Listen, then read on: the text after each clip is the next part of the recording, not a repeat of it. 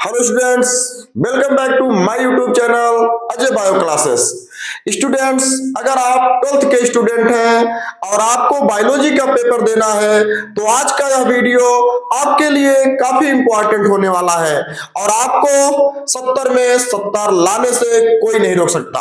तो प्यारे बच्चों, प्यारे स्टूडेंट्स, आज का जो यह वीडियो है, इस वीडियो में हम आपको कैसे पढ़ाई करें, क्या क्या पढ़ें, कौन सा टॉपिक तैयार करें, इसके विषय में बताने वाले हैं। इसका डिटेल हम आपको समझाने वाले हैं। तो चलिए शुरू करते हैं। प्यारे बच्चों, हम आपको बता दें, अब तक आप जैसे भी पढ़ाई किए वो भी ठीक था, बिल्कुल अच्छा था, लेकिन अब इस नवंबर महीने से आपको क्या पढ़ना है, कैसे पढ़ना है, ताकि क्लास 12th बोर्ड एग्जाम और बायोलॉजी में अच्छा नंबर, अच्छा परसेंट, यानी कि 95+% बन सके आपका क्लास 12th बोर्ड एग्जाम में। तो चलिए देखें, जाने कि इस नवंबर महीने से आपको क्या पढ़ना है, कैसे पढ़ना है। ठीक, तो भाई सीधी सी बात है, स्कूल का जो समय होता है उस पर आपको ध्यान देना पड़ेगा। और प्यारे बच्चों, प्यारे स्टूडेंट, सेल्फ स्टडी करना पड़ेगा। भाई सेल्फ स्टडी और स्कूल के टाइम पर आपको ध्यान देना ही पड़ेगा। ठीक, ये तो हो गई प्रथम आपकी जो है, प्रथम आपका कर्तव्य हो गया, प्राथमिक कर्तव्य हो गया। ठीक, इसके अतिरिक्त अब चलेंगे कि हम जो है बोर्ड एग्जाम में 95+% कैसे ला सके फरवरी महीने में एग्जाम दे करके। अभी तक आप कुछ नहीं पढ़े, लेकिन अब इस नवंबर महीने से आपको क्या पढ़ना है, कौन सा प्रश्न पढ़ना है, वह इस वीडियो में, आज के इस वीडियो में हम आपको बताने जा रहे हैं। बिल्कुल बतलाएंगे, बिल्कुल समझाएंगे। चलिए शुरू करते हैं। बिल्कुल सिंपल होगा, बिल्कुल आसान होगा। देखेंगे क्या होता है, पहले तो समझ लेंगे कि बोर्ड एग्जाम में किस टाइप के प्रश्न पूछे जाएंगे। बायोलॉजी के पेपर में, यानी कि जीव विज्ञान के पेपर में किस टाइप के कैसे प्रश्न आपसे पूछे जाएंगे। ठीक, यानी कि प्रश्नों के प्रकार को समझ लेते हैं। तो भाई सिंपल सी बात है, आपके पेपर में कुल 5 प्रकार के प्रश्न पूछे जाएंगे। जो पहला प्रकार का प्रश्न होगा वह बहुविकल्पी होगा, यानी कि ऑब्जेक्टिव टाइप प्रश्न होता है। और भाई ऑब्जेक्टिव टाइप का प्रश्न है तो सिंपल सी बात है, इसमें 4 ऑप्शन मिलेंगे आपको, जिनमें से कोई एक ऑप्शन सही होगा। ठीक, और ऐसे बहुविकल्पी प्रश्न आपसे अपने जीव विज्ञान के पेपर में कुल 4 ही प्रश्न पूछे जाएंगे। प्रश्नों की संख्या 4 होगी और प्रत्येक प्रश्न जो है 1 नंबर के होंगे, 1 अंक के होंगे। इस प्रकार आपको बहुविकल्पी से कुल 4 अंक मिल जाएंगे, आसानी से मिल जाएंगे। क्लियर? चलिए, बहुत इंटरेस्टिंग होने वाला है, आगे अभी और इंटरेस्टिंग होने वाला है। वीडियो को बिल्कुल भैया अच्छे से समझेंगे, जानेंगे तो कुछ बेहतर सीखेंगे। देखेंगे जो दूसरे प्रकार का प्रश्न होगा वह होगा अति लघुत्तरी, आपके बोर्ड एग्जाम में पूछा जाएगा। ठीक, इनकी संख्या कुल जो है 5 होगी, यानी कि 5 प्रश्न पूछे जाएंगे और इनको आपको केवल एक लाइन में इसका आंसर देना है, केवल एक लाइन में एग्जैक्ट आंसर आपको देना है। कुल 5 प्रश्न आपसे पूछे जाएंगे, प्रत्येक प्रश्न 1 नंबर के होंगे, 1 अंक के होंगे। ठीक, और इनसे भी आपको कुल 5 अंक मिल जाएंगे, 5 नंबर मिल जाएंगे। यानी कि आपको बहुविकल्पी और अतिलघुत्तरी से कुल 9 अंक आपको मिल जाते हैं आसानी से। इसको छोड़ना नहीं है, बिल्कुल बहुविकल्पी और अतिलघुत्तरी को जरूर कर लेना है। चलिए आगे चलेंगे। अगला जो प्रश्न का प्रकार मिलेगा, लघुत्तरी प्रश्न मिलेंगे। तो लघुत्तरी प्रश्न स्टूडेंट्स जो होते हैं वो 2 तरह के, एक तो 2 अंक के पूछे जाएंगे और दूसरा जो अतिलघुत्तरी प्रश्न होगा ये 3 अंक के पूछे जाएंगे। कुछ लघुत्तरी प्रश्न जो है 2 अंक के पूछे जाते हैं और कुछ 3 अंक के पूछे जाएंगे। जो 2 अंक के प्रश्न पूछे जाएंगे इनकी संख्या कुल 5 होगी, यानी कि 5 प्रश्न पूछे जाएंगे। इस प्रकार कुल 10 अंक इससे मिल जाएंगे। ठीक, और जो दूसरे प्रकार का लघुत्तरी प्रश्न होगा ये कुल 3 अंक के पूछे जाते हैं और इनकी कुल संख्या 12, यानी कि 12 प्रश्न पूछे जाते हैं। इनसे आपको कुल 36 मार्क, यानी कि 36 अंक मिल जाते हैं। क्लियर? और ये लघुत्तरी प्रश्न है। तो भाई लघुत्तरी प्रश्नों का आंसर आपको जो है 1 से 1.5 पेज में दे देना है। क्लियर? चलिए बात आती है विस्तृत उत्तरीय प्रश्नों की। तो भाई विस्तृत उत्तरीय प्रश्नों को दीर्घ उत्तरीय भी कहते हैं। क्या कहते हैं? दीर्घ उत्तरीय प्रश्न भी कहते हैं। और ऐसे प्रश्न आपसे कुल 3 प्रश्न पूछे जाएंगे, लेकिन प्रत्येक प्रश्न जो है 5 अंक के होंगे। और इसमें शर्त भी होती है भाई, 3 ही प्रश्न पूछे जाएंगे, लेकिन इसमें अथवा करके पूछा जाएगा। पहला पूछा जाएगा प्रश्न, उसका अथवा भी दिया रहेगा। दूसरा प्रश्न पूछा जाएगा, उसका भी अथवा। तीसरा पूछेगा, उसका भी अथवा मिलेगा। ठीक। और ऐसे दीर्घ उत्तरीय प्रश्नों का आंसर आपको जो है 2 से 2.5 अथवा 2.5 से 3 पेज में देना होता है। ठीक। इस तरह से आपको कुल इस विस्तृत उत्तरीय प्रश्नों से कुल आपको 15 नंबर यानी कि 15 अंक मिल जाएंगे। ठीक। इस प्रकार कुल आपकी जो रिटन एग्जाम यानी कि थ्योरी है, इनसे आपको कुल 70 अंक इस तरह से मिल जाता है। और आपके बोर्ड एग्जाम में कुल 29 प्रश्न पूछे जाएंगे, 29 प्रश्न पूछे जाते हैं। ये तो हो गई प्रश्नों के प्रकार की बात। चलिए अब आगे जानेंगे कि अपने चैप्टर में कौन कौन से प्रश्न पूछना है, भाई बोर्ड एग्जाम में पूछा जाएगा, कौन कौन सा प्रश्न तैयार करना है, इसकी बात समझ लेते हैं। चलिए भैया, बहुत सिंपल है, बहुत सरल है। देखेंगे शीर्षक, देखेंगे अपने चैप्टर का शीर्षक।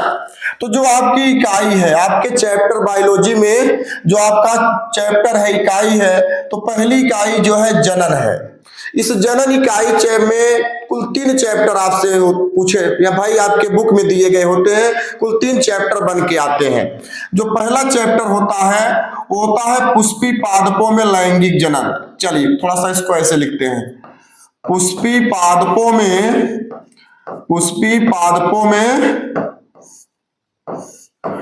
लैंगिक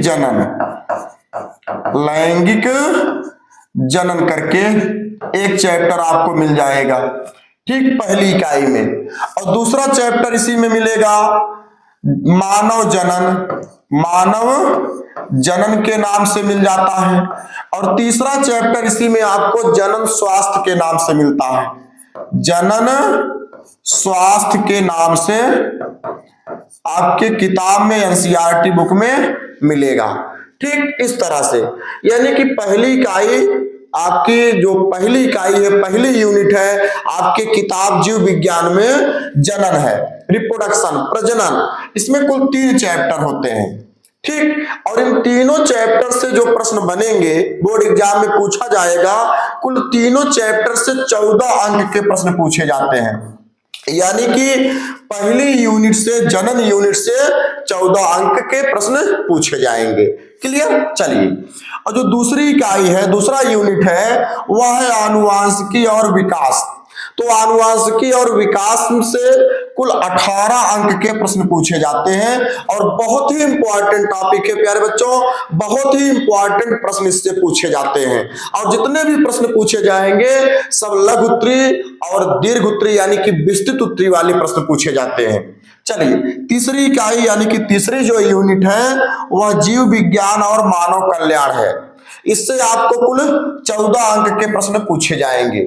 ठीक, चलिए, जो चौथी इकाई है यानी कि चौथा यूनिट आपके बायोलॉजी बुक से है, वह है जैव प्रौद्योगिकी और उसके अनुप्रयोग। इससे आपको कुल 10 अंक के प्रश्न पूछे जाते हैं। 10 अंक आसानी से आपको इससे मिल जाएंगे। अब प्रश्न उठता है कि सर कौन कौन से प्रश्न पूछे जाएंगे, तो वह भी हम आपको बताने वाले हैं कि कौन कौन से प्रश्न, प्रत्येक चैप्टर से कौन कौन से प्रश्न पूछे जाएंगे, जो बिल्कुल आपको जो है 100% जो है मार्क दिलाएंगे। ठीक, चलिए, जो 5वीं इकाई आपकी है वह है पारिस्थितिकी एवं पर्यावरण। तो पारिस्थितिकी एवं पर्यावरण से कुल आपके लिए जो है 14 अंक के प्रश्न यानी कि 14 मार्क्स जो है इससे मिल जाते हैं। इस प्रकार कुल अंक जो होंगे 70 नंबर के 70 अंक होते हैं, यानी कि 70 अंक के तक प्रश्न जो है आपसे पूछा जाता है। भाई मैक्सिमम मार्क जो आपका पूर्णांक होता है वो 70 का ही होता है। क्लियर हो गया। चलिए अब जानेंगे कि भाई तो शीर्षक हो गया, अब जानेंगे कि कौन कौन सा चैप्टर है और कौन कौन से चैप्टर, यानी कि जो आपका चैप्टर मिला ना, सभी इकाई से कितने कितने कौन कौन से चैप्टर है। जैसे प्रथम इकाई जनन मिल गई, तो जनन में 3 चैप्टर आपको पढ़ना है और तीनों चैप्टर में कौन कौन से प्रश्न पढ़ना है जिससे आपको 14 अंक मिल सके। चलिए उसको समझ लेते हैं। देखेंगे तो यहां पर आपकी पहली इकाई जन्म मिली थी, इकाई पहली थी ना, फर्स्ट इकाई प्रथम जनन। अब इस जनन चैप्टर में जनन इकाई में 3 चैप्टर, पुष्पी पौधों में लैंगिक जनन, और दूसरा चैप्टर मानव जनन, और तीसरा चैप्टर जो है जनन स्वास्थ्य है। तो तीनों चैप्टर को मिला करके कुल कितना 14 यानी कि 14 अंक का प्रश्न पूछा जाता है। क्लियर हो गया। अब देखेंगे, अभी हम आपको आगे बताने वाले हैं कि पुष्पी पादपों में लैंगिक जनन से कौन कौन सा हेडिंग पूछा जाएगा, कौन कौन सा प्रश्न बोर्ड एग्जाम में पूछा जाएगा, मानव जनन चैप्टर से कौन कौन सा प्रश्न आपके बोर्ड एग्जाम में पूछा जाएगा, जनन स्वास्थ्य से कौन कौन सा प्रश्न आपके बोर्ड एग्जाम में पूछा जाएगा, उसको हम आपको आगे बताने वाले हैं। ठीक है, तो इकाई पहली जनन हो गई। आगे चलेंगे इकाई सेकंड, जो दूसरी इकाई है आनुवांशिकी और विकास। तो आनुवांशिकी और विकास इकाई से कुल 3 चैप्टर आपके लिए मिलते हैं। वंशागत और विविधता एक चैप्टर मिल जाएगा, दूसरा वंशागत का आणविक आधार, और तीसरा जो होता है चैप्टर विकास है। ठीक, इन तीनों चैप्टर से आपको जो है प्रश्न पूछे जाएंगे आपके लिए बोर्ड एग्जाम में। ठीक, आगे चलेंगे। जो तीसरी इकाई है जीव विज्ञान और मानव कल्याण। तो जीव विज्ञान और मानव कल्याण इकाई से कुल 2 चैप्टर आपके किताब में है, आपके बुक में, मानव स्वास्थ्य और रोग, और दूसरा मानव कल्याण में सूक्ष्म जीव। तो इन दोनों चैप्टर से कौन कौन से प्रश्न पूछे जाएंगे आपके बोर्ड एग्जाम में, उसको हम आपको बताएंगे, अभी बताएंगे, बिल्कुल सिंपल वे में बताएंगे, समझाएंगे। चलिए भैया, अगला जो आपका इकाई है जैव प्रौद्योगिकी और उसके अनुप्रयोग। तो जैव प्रौद्योगिकी और उसके अनुप्रयोग इकाई से कुल 2 चैप्टर होते हैं। एक तो जैव प्रौद्योगिकी सिद्धांत एवं प्रक्रम होता है, और जो दूसरा चैप्टर होता है जैव प्रौद्योगिकी एवं उसके उपयोग। तो इन दोनों चैप्टर से भी प्रश्न पूछे जाते हैं। आगे देखेंगे, अगली इकाई आपकी है पारिस्थितिकी एवं पर्यावरण। तो पारिस्थितिकी एवं पर्यावरण इकाई से कुल 3 चैप्टर पूछे होते हैं। आपके किताब में कुल 3 चैप्टर दिए गए होते हैं। ठीक, जीव और समष्टियां पहला चैप्टर के नाम से, दूसरा परितंत्र, इसी को पारितंत्र भी कहा जाता है, तीसरा जैव विविधता एवं संरक्षण। ठीक, इन तीनों चैप्टर से प्रश्न आपके बोर्ड एग्जाम में पूछे जाएंगे। चलिए भैया, आगे देखेंगे, आपका जो पहला चैप्टर मिला अध्याय फर्स्ट, पुष्पी पादपों में लैंगिक जनन। भाई 5 ही इकाई थी ना, तो 5 इकाई से प्रत्येक इकाई में कितने कितने चैप्टर थे, सभी चैप्टर को जानना है, और प्रत्येक चैप्टर से कौन कौन से प्रश्न पूछे जाएंगे उसको समझ लेना है। देखेंगे तो अध्याय फर्स्ट है पुष्पी पादपों में लैंगिक जनन। तो भाई इकाई आपको क्या मिली थी, इकाई प्रथम, इकाई फर्स्ट मिली थी जनन। अब इस इकाई फर्स्ट जनन में 3 चैप्टर था। पहला था पुष्पी पादपों में लैंगिक जनन, और दूसरा चैप्टर था मानव जनन, और तीसरा था जनन स्वास्थ्य। तो पहला अध्याय आपका पुष्पी पादपों में लैंगिक जनन है। अब इस पुष्पी पादपों में लैंगिक जनन चैप्टर से कौन कौन सा प्रश्न बोर्ड एग्जाम में पूछा जाएगा उसको समझ लेते हैं। ठीक, बिल्कुल सिंपल है, बिल्कुल सरल है, बिल्कुल आसान है। देखेंगे आपके बायोलॉजी सब्जेक्ट से पहले चैप्टर में कौन कौन सा प्रश्न आपके बोर्ड एग्जाम में पूछा जाएगा। देखेंगे तो जो है पुष्प की संरचना, भाई बिल्कुल हर वर्ष पूछा जाने वाला प्रश्न होता है। इसमें आपको फिगर देना है, पुष्प की संरचना बनाना है और उसका नामकरण कर देना है। ठीक, बिल्कुल सरल होगा। ये लघु उत्तरीय में प्रश्न पूछे जाते हैं। दूसरा होता है लघु बीजाणु जनन, ये भी लघु उत्तरीय में पूछा जाता है। तीसरा होता है गुरु बीजाणु जनन, भाई ये भी लघु उत्तरीय में पूछा जाएगा। दोहरा निषेचन लघु उत्तरीय में पूछा जाता है। परागण ये आपको दीर्घ उत्तरी में पूछा जाएगा। ठीक, आपके लिए दीर्घ उत्तरी में आते हैं जिसे आप विस्तृत उत्तरी प्रश्न कहते हैं। तो परागण क्या होता है, परागण कितने प्रकार से होता है, स्वपरागण क्या होता है, पर परागण क्या होता है, तो इसका पूरा विस्तार आपको लिखना पड़ेगा। ठीक, अब इधर देखेंगे तो बीजांड, भाई ये भी लघु उत्तरी में पूछा जाता है। बीजांड पूछा जाएगा, बीजांड की संरचना पूछा जाएगा। परागकण, भाई परागकण की संरचना। आसंग जनन क्या होता है, बहुभूरता क्या होता है, अपयुग्मन क्या होता है। ठीक, तो ये बिल्कुल सिंपल होते हैं, ज्यादा से ज्यादा आपको एक पेज में इसका आंसर दे देना होता है। ठीक, और यहाँ पर जो परागण है ये दीर्घ उत्तरी में पूछे जाते हैं, इनको 2.5 से 3 पेज में आप लिखेंगे। ठीक, तो पहले अध्याय में, पहले चैप्टर में आपके बायोलॉजी किताब से पहले चैप्टर में आपके बोर्ड एग्जाम में इतने प्रश्न पूछे जाते हैं, बिल्कुल पूछे जाएंगे, बिल्कुल 100% पूछे जाएंगे। ठीक, तो इन्हीं को आपको आसानी से तैयार कर लेना है, बहुत टेंशन नहीं लेना है, बिल्कुल सिंपल सरल शब्दों में इसको तैयार करना है, एग्जैक्ट इसका आंसर आपको तैयार कर लेना है। चलिए भैया थोड़ा सा और आगे चलते हैं प्यारे बच्चों। देखेंगे जो आपका दूसरा अध्याय है, यानी कि सेकंड चैप्टर होगा, भाई इकाई फर्स्ट का सेकंड चैप्टर, यही ना, तो मानव जनन है। तो मानव जनन चैप्टर से आपके बोर्ड एग्जाम में कौन कौन सा प्रश्न पूछा जाएगा वह समझेंगे। तो भाई सीधी सी बात है, नर व मादा जनन तंत्र का चित्र सहित वर्णन करना है। भाई अब यहां पर देखेंगे, या तो नर का ही जनन तंत्र पूछेगा या तो मादा का जनन तंत्र पूछेगा। ठीक, और नर का जनन तंत्र पूछा तो कभी कभी मूत्रो जनन तंत्र करके पूछ लेता है। मूत्रो जनन तंत्र, मूत्रो जनन तंत्र क्या होता है, तो भाई सीधी सी बात है, अगर मूत्रो जनन तंत्र करके पूछा तो आपको जो है मादा जनन तंत्र नहीं लिखना है, नर जनन तंत्र लिखेंगे। क्लियर, और नर जनन तंत्र का चित्र बनाएंगे, नामकरण करेंगे और इसके बारे में पूरा लिख डालेंगे। क्लियर हो गया।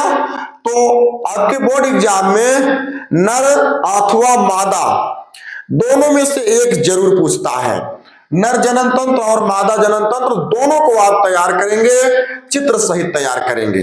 क्लियर। चलिए दूसरा जो आपसे प्रश्न पूछा जाएगा, शुक्र जनन चित्र सहित। भाई शुक्र जनन क्या है, इसका चित्र सहित वर्णन करना है। सब विस्तृत उत्तरी के प्रश्न होते हैं। तीसरा जो आपसे प्रश्न पूछा जाएगा, अंड जनन क्या है, चित्र सहित वर्णन करना है। यह भी दीर्घ उत्तरी के प्रश्न होगा। आगे मिलेगा शुक्राणु की संरचना। भाई शुक्राणु की संरचना देना है, लघु उत्तरी में पूछे जाने वाले प्रश्न होते हैं। और अगला प्रश्न आपसे जो पूछा जाएगा, अंडाणु की संरचना। तो अंडाणु की संरचना आपको देना है चित्र सहित। भाई सब चित्र सहित देना है आपको, सब फिगर के साथ। और आपका जो मानव जनन चैप्टर है, ये चैप्टर बहुत ही इंपॉर्टेंट है। इसमें जितनी हेडिंग हम आपको बता रहे हैं सब इंपॉर्टेंट है और सब जो है बोर्ड एग्जाम में पूछी जाएगी, 100% पूछा जाएगा। श्योर है 100% में कोई दाग नहीं है, पूछा जाएगा। और आप तैयार करेंगे तो आपको जो है 95+% बोर्ड एग्जाम में लाने से कोई नहीं रोक सकता। यानी कि 70 में 70, 70 में 70 की तैयारी हो जाएगी आपकी। चलिए भैया अगला जो प्रश्न आपसे पूछा जाएगा, अपरा, जिसे आप प्लेसेंटा कहते हैं। ये भी लघु उत्तरी के प्रश्न होते हैं। मासिक धर्म, जिसे आप रजोधर्म भी कहते हैं, आर्तो चक्र भी कहते हैं, ये भी लघु उत्तरी में पूछा जाता है। ठीक, इसके साथ साथ आपसे मारुला प्रवस्था क्या होती है और दुग्ध श्रवण। कहने का मतलब है शुक्राणु की संरचना से लेकर के दुग्ध श्रवण तक, शुक्राणु की संरचना, अंडाणु की संरचना, अपरा, मासिक चक्र, मारुला, दुग्ध श्रवण, ये सब लघु उत्तरी के प्रश्न होते हैं जो हर वर्ष पूछे जाते हैं।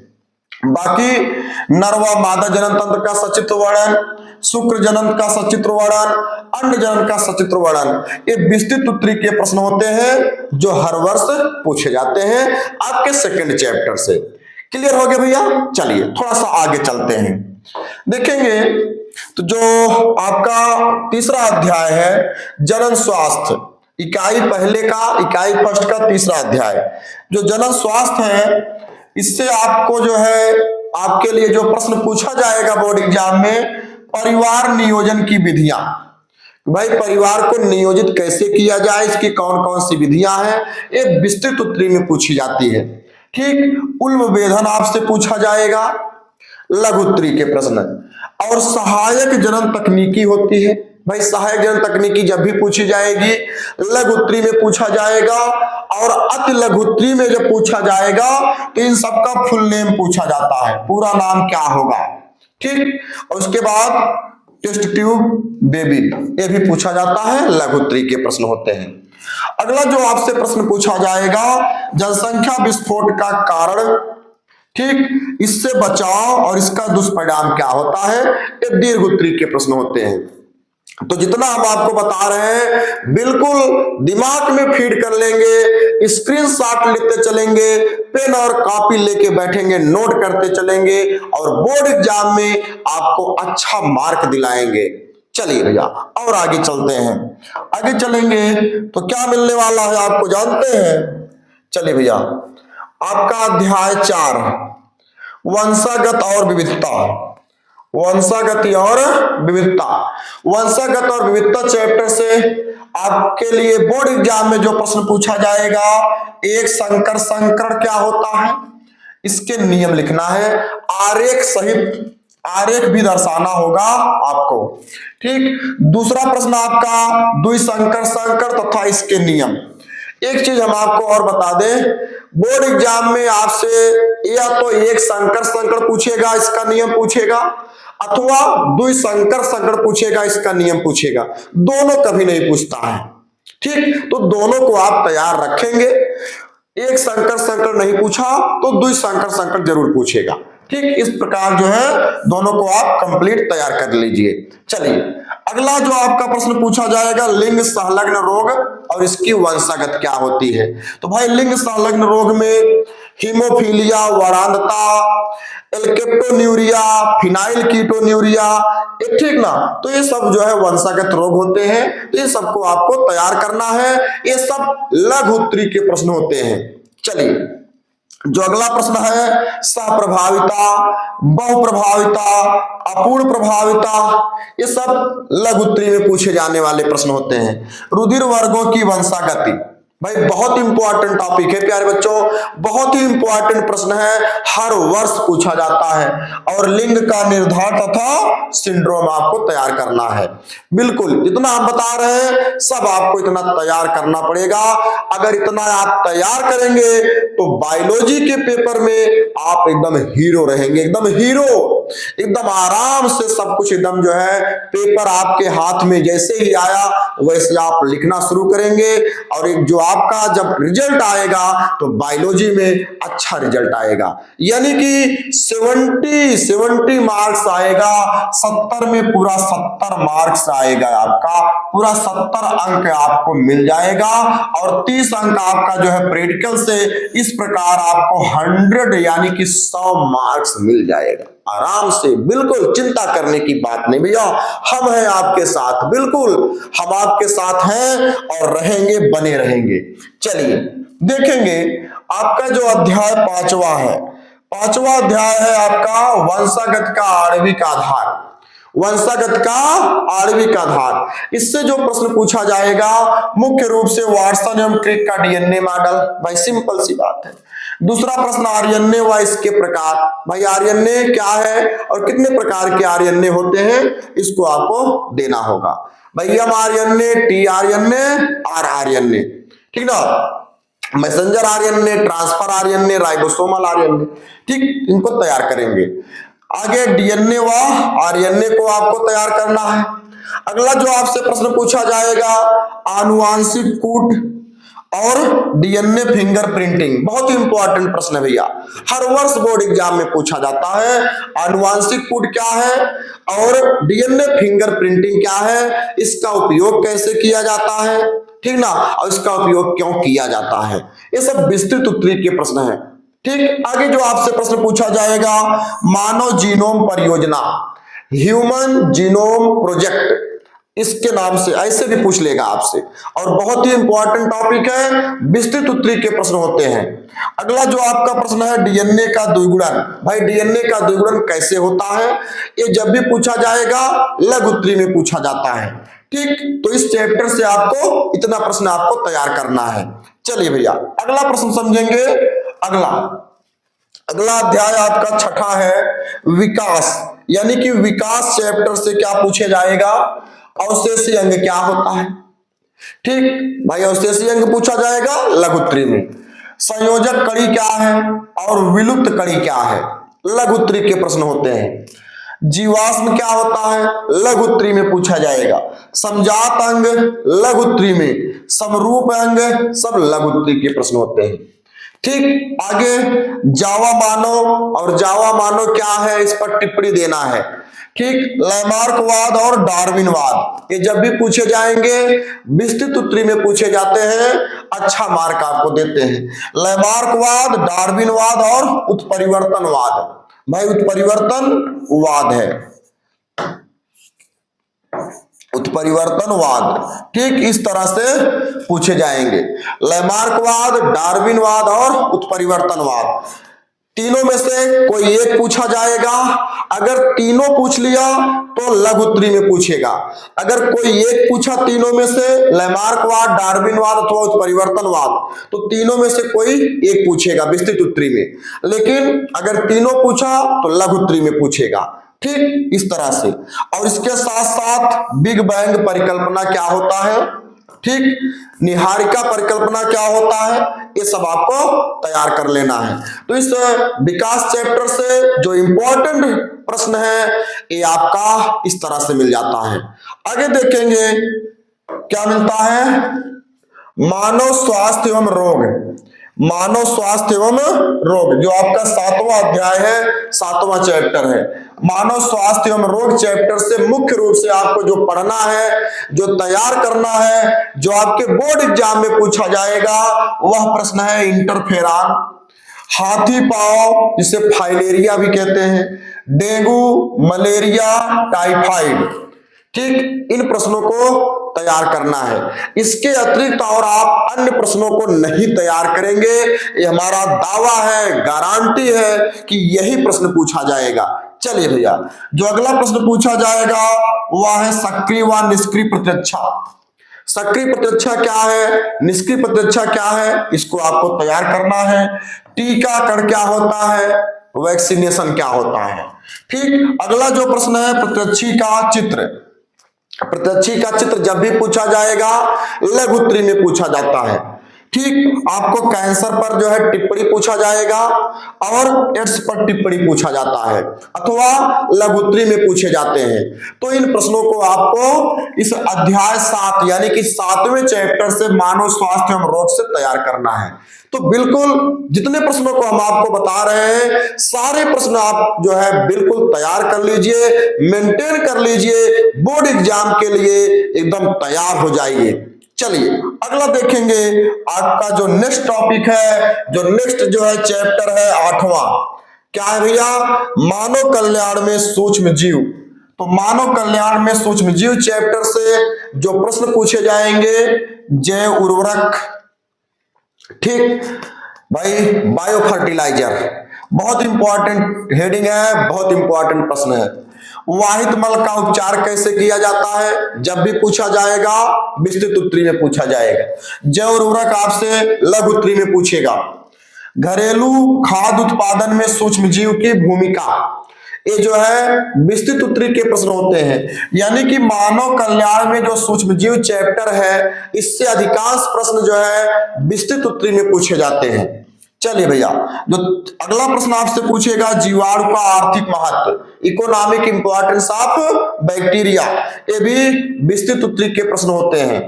और वाहित मल का उपचार, वाहित मल उपचार में सूक्ष्म जीव, भाई सूक्ष्म जीव वाहित मल उपचार में किस प्रकार से भूमिका निभाते हैं, ये भी प्रश्न विस्तृत उत्तरीय में यानी कि दीर्घ उत्तरीय में पूछे जाते हैं।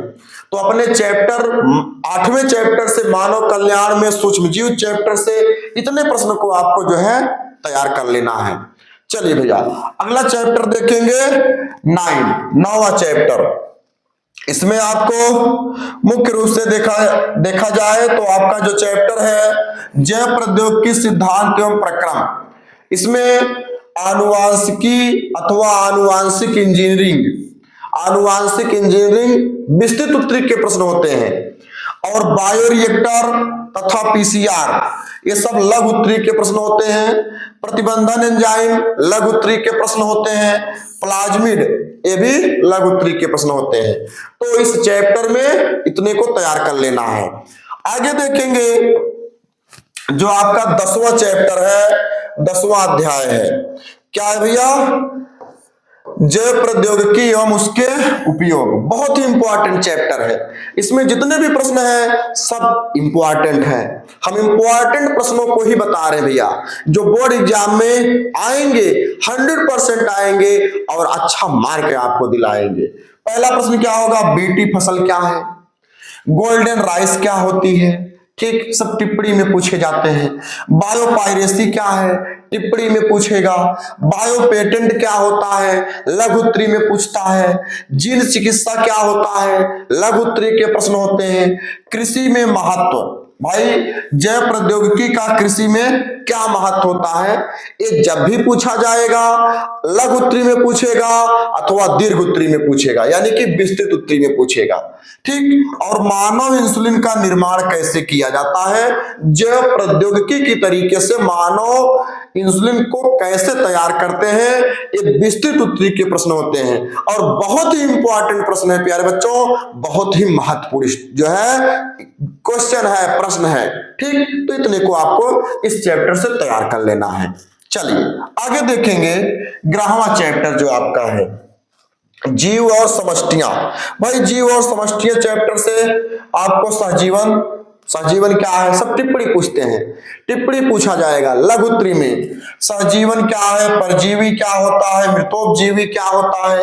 प्रतिस्पर्धा क्या है? सहोपकारिता और सहभोज्यता, ये सब टिप्पणी में पूछे जाते हैं।